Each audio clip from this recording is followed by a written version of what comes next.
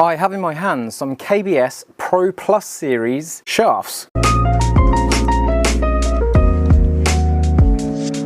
Now these are all 120 versions of the shafts, and we have the Pro Plus Dollar Taper 120, the Pro Plus Tour V 120, the Pro Plus Tour 120, which you may have seen featured in a previous video, and a very popular one, the Pro Plus C Taper 120. I'm expecting big things from the C Taper compared to the others, but I just want to see where these shafts fit compared to each other, just to inform you more of what they do and what you're looking at when you're seeing these shafts in clubs. If you're looking to get more spin, more height, less height, you just need to know where to lean in terms of what shaft choices you're making to encourage the better flight that you're looking for. And the only downside is I've lost my 7-iron. So I'm going to hit them all on the same head. I'm hitting them all on the Srixon ZXi7, and I'm using the 2024 Srixon Z-Star Diamond. Let's kick things off with the Dollar Taper. That'll do nicely for a first shot.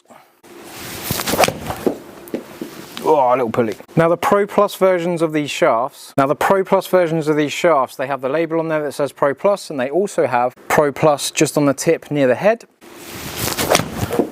But they're basically like the tour issue version of the dynamic gold shafts. They're basically just built on a tighter tolerance, so they've got a little bit more consistency to them to the normal thing, but you won't see them in a retailer. You won't see them as a standard shaft in a club head. You won't see them as a standard shaft with a brand when you're ordering a custom fit set of irons, unless you go through a studio like this one where they're available and the clubs can be built. But it's good to know that they do exist, just in case you're looking for one of those little bits of like 1% gains, because every 1% gain added together has to have some value to your game overall. So on a previous test I looked at the KBS Tour Light and I compared it to the stock shaft, and we found that the data was about the same on average, but the dispersion ring was tighter, the consistency of the data was that little bit tighter, the standard deviation was just a little bit tighter. So it's not like, oh my god, you need these, the normal ones are rubbish. They're still good shafts. We're just looking at those marginal gains that we might get somewhere in the golf bag.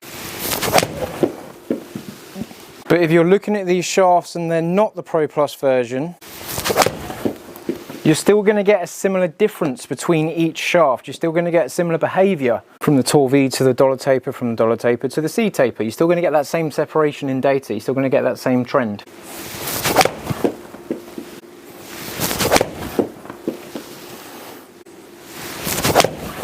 Feels very good. And drop and stop. Oh, a little bit roll out. But Dollar Taper, I won't pass judgment just yet until I get a feel for what it's like compared to the others. And I've not dealt with KBS that much, so I don't precisely know what they're going to do. I don't precisely know how far apart they are, or whether they're quite similar to each other. Tour V. But I did find a weird difference between the KBS Tour Light and the KBS Tour 120, which is a 100-gram shaft and a 120-gram shaft. And yes, they're not precisely 100 and they're not precisely 120. They do vary a little bit from the number that's written on them, but they're in that sort of category. They're like, one's heavier, one's lighter. But I did find that the lighter one did something very differently to what I thought. So stay tuned for when I try the lighter versions of these shafts as well. That little subscribe button somewhere down there. Bosh. That should do it. Nicely done. I would historically expect a heavier shaft to go lower, have a lower peak height, have a lower spin, and have a lower characteristic to it compared to the lighter shaft, but I found something very strange in the last video. So I'll get the light shafts done, and then I'm going to do a bit of a comparison from light to heavy in each one as well. KBS Tour 120, and I've built all of these with the same grip. I've got them all in the same flex, I've got them all in the same head. And I'll do my best to repeat the same swing. So I'll have a little quick look at how much I'm hitting down on the ball, what angle I'm hitting into the ball, just to see if that's going to contaminate the data maybe. Hopefully not.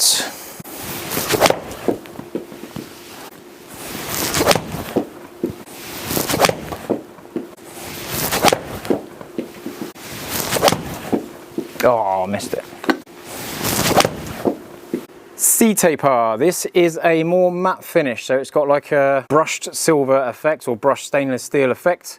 Some people do mistake these for being graphite, but they're not, they are steel. But this is the shaft that I would most likely find to go lower, to have a lower launch, to have a lower spin, to have that changing characteristic from that. And it does feel quite different to the other golf balls, and I've missed. It does feel very different through the ball.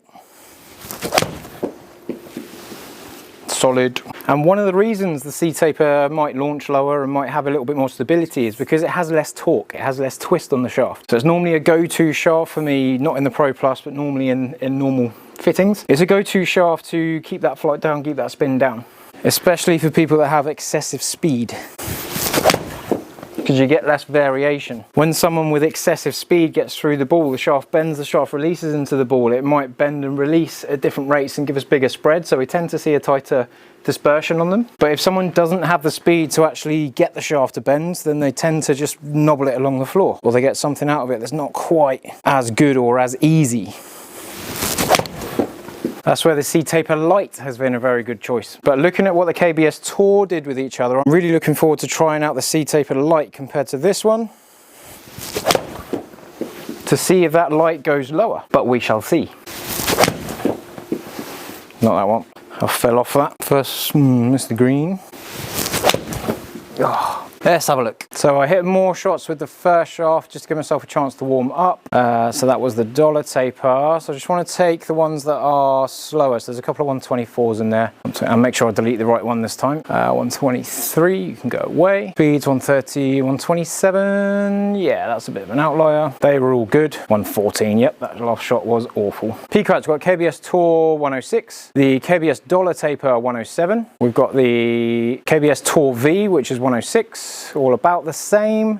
110 with the C Taper, that is not lower. That is not what I thought. However, there are some differences in spin, so we'll see that in a second. Angle of descent, KBS Tour 47.7, 47.9, Tour, dollar taper and Tour looking the same again in the Tour V, and just a little bit steeper in the KBS C Taper, so a higher peak height and a steeper landing angle.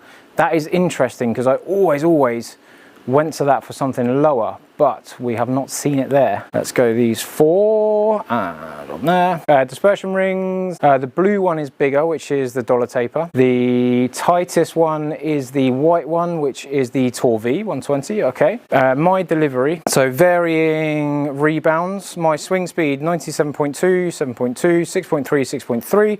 So I got a bit more speed in the KBS Tour and the KBS C Taper.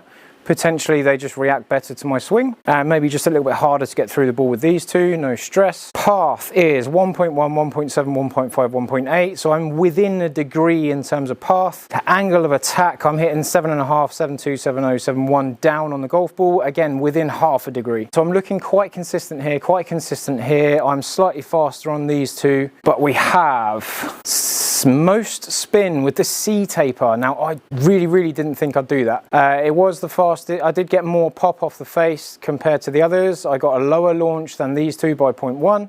Lowest launch KBS Tour, and then slightly higher on the dollar taper and the Tour V. Most spin on the C Taper, okay, and lowest spin on the dollar taper, but not by a lot. It's really marginal. So 2, 3, 4, 5 in terms of progression there. I'm not looking at 800 different from one shaft to another. Distances quite similar. I got a bit more out of the C Taper because maybe with that lower torque and that lower twist on the shaft, when I hit it off center, it maybe doesn't deflect as much. Maybe it just maintains a bit more ball speed because the shaft's not deflecting as much as the other shafts through impact. Interesting there. I've not seen a massive change between the three. Slightly different feels, but nothing really to jump out. The C Taper is the one that sets aside feel-wise to the others. Again, that off-center hit, just a little bit more forgiving. But I generally look at the C Taper as a little bit more of a brutal shaft, and you do need some pace to get it to react. You do need some pace to get it to work. So the C Taper Lite could be a good option if you're looking for that low twist, low torque element. And I want to see if the C Taper Lite goes lower than the 120, but we shall see. Jump in the comments if there's anything you think, and don't forget to subscribe if you want to see those future videos. But I'll see you on the next one.